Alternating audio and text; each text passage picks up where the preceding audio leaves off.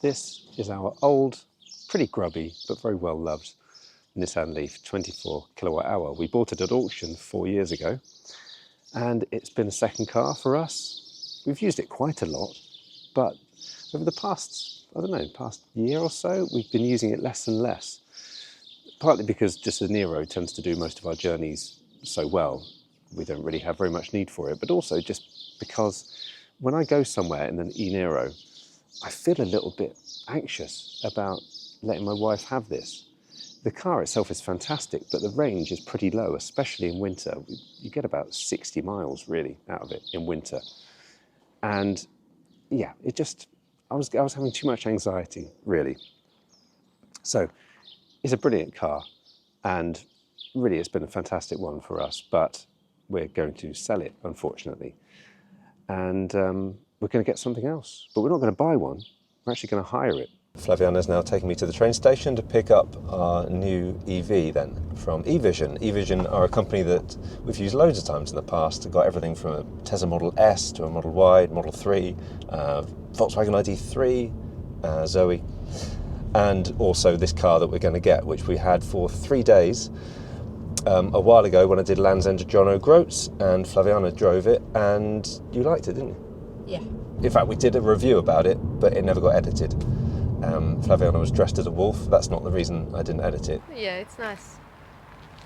You're embarrassed of your wife. That's the truth.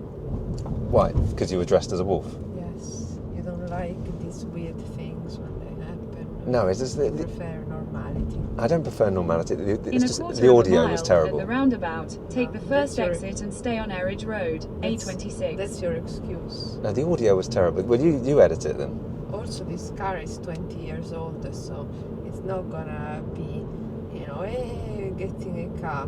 Now they're all thinking it's a new car, but they're gonna be disappointed. They're not going to be disappointed.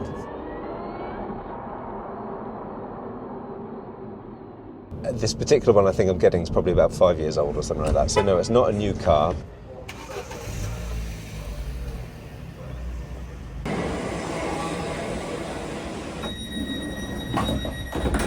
I'm going to EVision in Rochester in Kent. They've actually got, I think, 3 dotted around the UK, but that's the one that's closest to me. So I'm going to go to the station Strood, and I'm going to walk from Strood to there. They could actually deliver the car, but I thought it'd be a good opportunity to see what other EVs they've got at the moment, and to say hello, of course, because EVision are going to be a sponsor of the channel, so it's very exciting.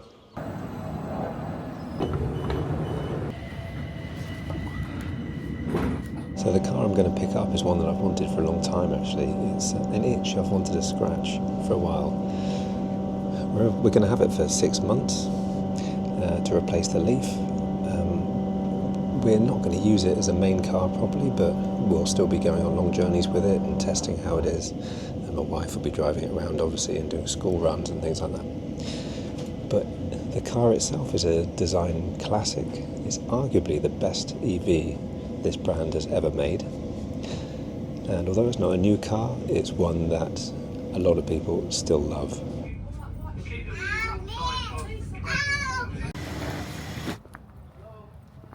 So I've arrived at EVision, and now you can see what car I'm going to pick up. So yes, it's a BMW i3. I think you knew that was going to be the answer, didn't you? But they've got loads of EVs here of varying shapes and sizes. You've got a Taycan, MG5, loads and loads of Teslas all over the place, S3 and Y and X. You've got Ford Transit over there, and even a Rivian, which is weird seeing them in this country, especially as they're massive. They've got the Rivian as well, and I think they've got the Ford F-150 as well somewhere. Anyway, so they've got loads and loads of EVs all over the place, Audis, Mercedes, pretty much any size or shape or budget you've got, there's something here probably for you. But I've got the i3. It's a car that I've always wanted one. This is the i3 120 amp hour model. It says here you'd be looking at 170 miles of range. It takes about 35 minutes to charge up to 80% on a 50 kilowatt rapid charger. Let's have a little look in the boot. What is nice is it's a completely flat loading point. pretty high up actually, but it is flat. You can't get anything extra in there, but it's a good shape. And this is a 5-year-old one, but it's only done 18,000 miles. It seems quite small on the outside, but it's strangely big on the inside, and that's because it's such an open cabin. You've got this little cup holder thing that sticks out a bit, but it's all open at the front there. And this was quite unique, I think, when it came out, really. One of the defining things about this car is you've got these little doors here that open like that. Very cool car. I might be wrong, but I think BMW weren't expecting it to be as popular as it was. It's an extremely expensive car to make. It's all carbon fibre, which makes it very light. It's got extremely narrow tyres, which make it very efficient. It means it's not the best drive on the motorway. So the process is pretty easy, really. With EVision, you go onto their website, you choose the EV you want, click on the Book Now button, and then you can select the dates you want, and you get a discount the longer you have one booked for. And if you do get it through the business, then there are massive tax incentives. So the picking up process is someone comes out. This is Della. She's coming out and just checking the car, taking pictures of any scratches and things like that, and just making sure everything's there. I've got my i3 now, and then I'm going to drive it back home, and we're going to see what sort of range we get, what sort of efficiency we get. So it's been a while since I've driven an i3. It's a hot, hot day. I'm going to dive heat in here, especially if I can't remember how to turn it on. Start, stop. Let's do auto. So what does it say? 142 miles. So instead of a touch screen, because it's quite far away, I can only just get to that. So there's this thing called, I think they call it iDrive. So there we go. You can see that the average at the moment is 3.9 miles per kilowatt hour. I don't know what I'm doing here. Onboard computer, what's that? Okay. Okay, I'll reset average consumption. Okay, let's now reset. Okay, we've got a USB there, so I'm going to plug in the phone. I don't know whether you can see that, but I've got Connect CarPlay, so I'll go Connect. CarPlay or Android Auto, you would be used to using a touch screen, but on here you don't actually use this little dial thing, which is a bit odd, but I imagine you get used to it. So there's actually wireless CarPlay. It's odd that it's not taking up the whole screen. I don't know whether I can change that. I think I probably can, but I just don't know how. So anyway, let's go home. Proceed to the route. Okay, so 52 miles. And if I use this little dial thing and go to music, I can play my music. But obviously I can also use Siri, so I will just use Siri for most things. Because otherwise, I mean, that's mad, isn't it, the way you've got to do that? Okay, and off we go. The i3 goes like a rocket, actually. It's not even that fast in the grand scheme of things. I mean, it's 7 point something to 60 miles an hour. But it's one pedal driving, so it feels like a go-kart. And it just, it just feels really quick. But these little tiny tyres mean that if you hit slight bumps and things like that, you kind of feel like you lose a little bit of stability. So it really does just feel so much like a go-kart. It's a bit of fun. It's not like I wouldn't say it's a particularly relaxing drive, but it's engaging. It's, it just feels a bit raw. Obviously it's a BMW and it's got refinement all over the place, but just the drive itself is quite a fun, nippy little, quite exciting little car to drive, I think.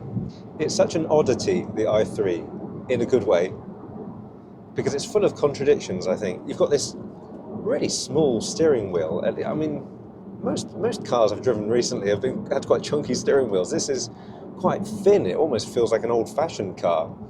And again, it feels like a go-kart. So you got that. You got manual seat adjustment to bring the seat forward and back, which is fine with me, and I'm all good with that. So in those respects, and lots of buttons, I should say, but so in those respects, it feels quite old-fashioned. But in other ways, of course, it's mad and very modern. Carbon fibre is something that was traditionally used for sports cars, not for a mass manufactured family car, which is what this is. Although I don't think BMW thought it was going to be as popular as it actually was. You've got this open feel at the front, which at the time was completely groundbreaking, and of course because it's an EV, that's what made it possible, because there's no transmission tunnel. So yeah, you've got this open feeling. You've got the suicide doors, which again is weird in a mass market production car like this. And of course it's electric, which at the time was really modern, and it still holds up really well compared to a lot of other EVs, just in terms of the way it looks and the materials. Interesting materials are something that you don't generally find very often, or you haven't until now. In fact, now manufacturers are much better at giving us decent interiors that look interesting and aren't just a sea of plastic. So it's just such an interesting car, I think. It does look a little bit like Miss Piggy, but I still think it looks cool, it's distinctive.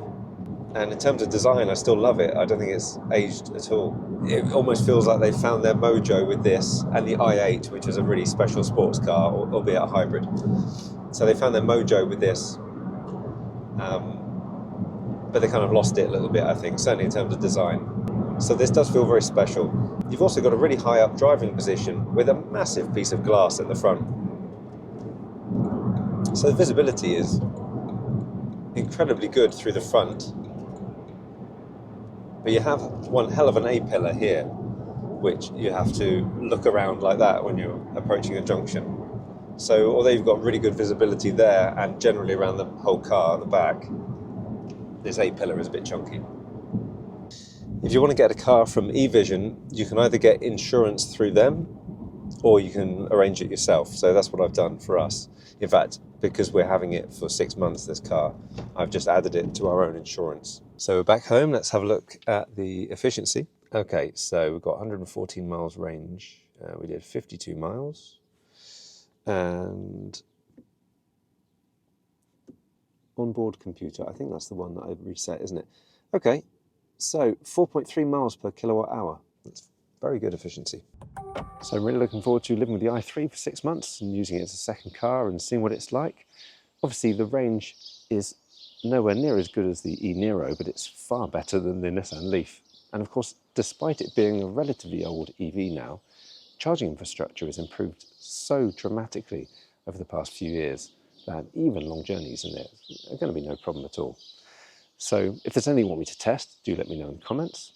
And thank you very much to EVision, of course, for sponsoring the channel by giving us this for 6 months. And if you want an EV just to rent for 1 day, 1 week, 1 month, then do go to their website and have a look at their selection of EVs, which is really good. In fact, it's a great way of just testing an EV to see if it's for you. So yeah, I've done it, as I say, I've done it loads of times, and I'm very happy to be working with them on this. So thank you very much for watching this video. Please press the subscribe button and the bell icon to be notified of other videos, and I'll be back very soon. Bye for now.